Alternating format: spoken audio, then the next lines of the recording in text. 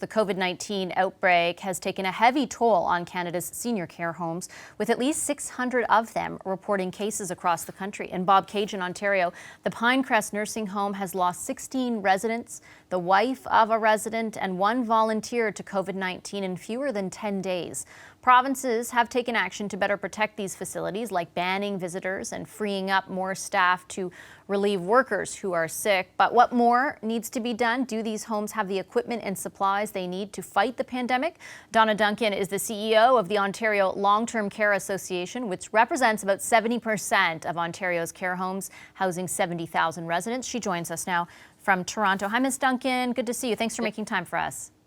Good afternoon, Vashi. Great to be here. Thank you. Can I start off, a lot of us have watched all this unfold, especially at those care homes, and it is heartbreaking to see. On that central question of preparedness, do staff in the homes have the supplies and the equipment, the PPE that they need? What is your sense from your members? So I think it's a gret point because, we need two things. We need employees and we need staff. In order to ensure the health and safety of our residents. As this has been unfolding, what we've been seeing is where they need supplies, the supplies have been coming in. Certainly those are the early cases. We're coming up to a critical juncture right now, and certainly yesterday we supported the Ontario Hospital Association in its call to ensure that we get supplies in as quickly as possible to the front lines for our hospitals and long-term care homes. Certainly, as we're seeing across the country, long-term care really is the front line of this. And we're learning a lot each day. Certainly, we know more today than we did 2 weeks ago.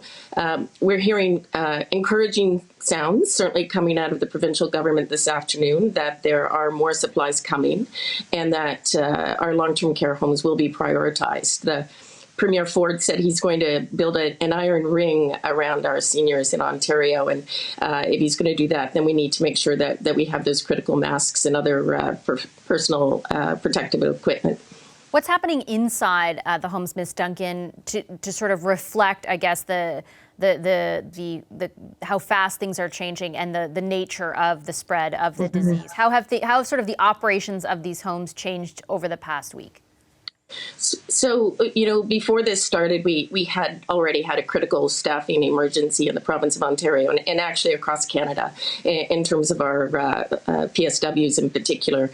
So, we've been working to shore that up over the past few months in readiness with the provincial government.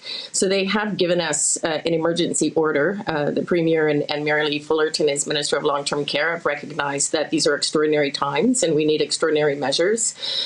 And the emergency order that we received last week will allow our homes to do whatever it takes to work together to free up those much-needed clinical specialists, our nurses, our RPNs, our PSWs, to focus on care and support. There's a lot of administrative work in long-term care, and we believe that it's important right now that we be able to bring in new employees who can focus on that. To support our nurses and our PSWs to really just focus on care on the residents. That is a big change for us, that flexibility.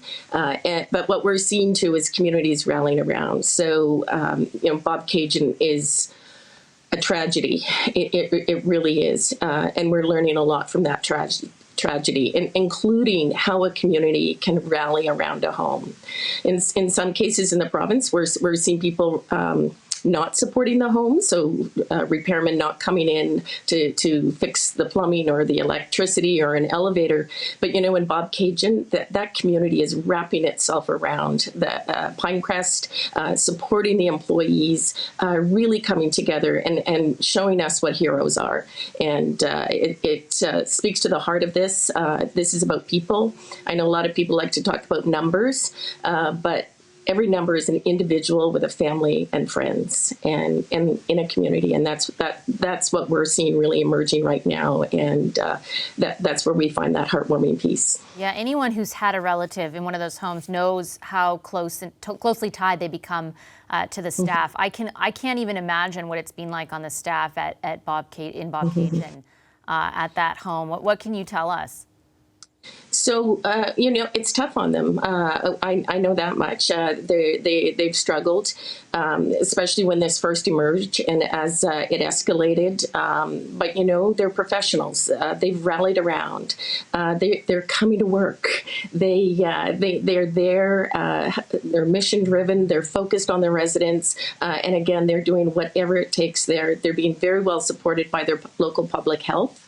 By their local political representatives. I know Minister Laurie Scott has been very hands-on in monitoring the situation there. They're working very closely also with they actually have a large home who sent in a team of people to help support them as well. And again, it's amazing to see how the resources and the people come together to come into the home to shore it up at this time. So it's they really are true heroes, and I think it's a testament to their commitment to public service, their commitment to healthcare, and to their residents. You mentioned that some communities aren't necessarily displaying the same level of compassion, I guess, or of togetherness. What are you seeing in other places?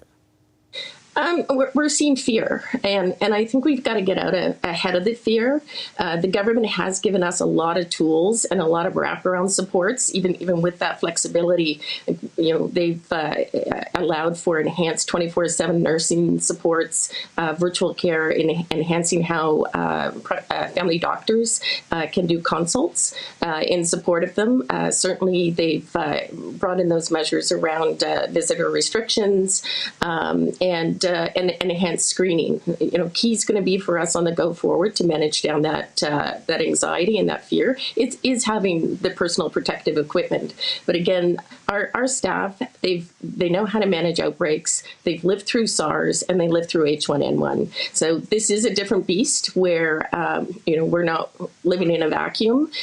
Certainly on long-term care is part of the broader healthcare system. We're seeing what's unfolding in Ontario and across Canada, but also this is a global phenomenon. And as I said earlier, we know more today than we did yesterday, and certainly more than we did 2 weeks ago. And so I think we've got to encourage people to know that these are safe places. We should not be abandoning our seniors in their homes. We should actually, they need us most now. This really is such an extraordinary situation in a generation, a real test to those in public service and healthcare, and to us as individuals. And I guess our challenge to everyone, recognizing that not everyone is going to feel comfortable coming to help or support. This is the time to rally around our residents and these heroic staff. This is a time when we do need to come together, because it's only together that we're actually going to get through this. And we will get through it. We sure will. Thanks very much, Ms. Duncan. Appreciate your time this evening. Thank you very much. Donna Take care. Duncan, you as well. Donna Duncan is the CEO of the Ontario Long-Term Care Association. Hi, I'm Vashi Capellos, host of Power in Politics. See more of our show by subscribing to the CBC News channel or click the link for another video.